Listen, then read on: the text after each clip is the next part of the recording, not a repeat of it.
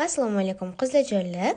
Bugun sizlar bilan panpalotta deb nomlangan mazali yumshoq shirinlik retsepti bilan bo'lishmoqchiman. Bismillah deb qozonchaga sut, tuxum, droja, tuz, tabga ko'ra vanilin, asal solib venchikda aralashtirib olamiz. Keyin un solib yumshoqqina xamir qilib qorib olamiz. Miskadan olib, xamirni yaxshilab pishitib olamiz.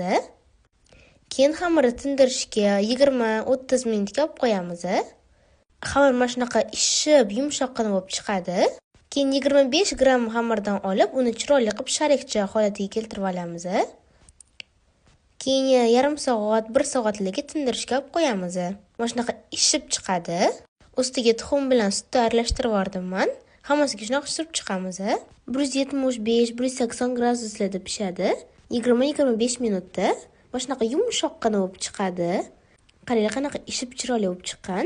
Kremiga moloko, plavlini sir, saharning pudrani yaxshilab venchikda aralashtirib, har bitta sharikchalarimiz ichiga mana shunaqa quyib chiqamiz.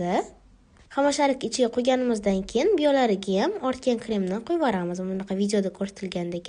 Ustini xohishingizga ko'ra bezatasizlar. Bezatmasdan yesanglar ham bo'ladi. O'zi shundoq ham mazali chiqadi. Shu bilan panpalotta retsepti tayyor.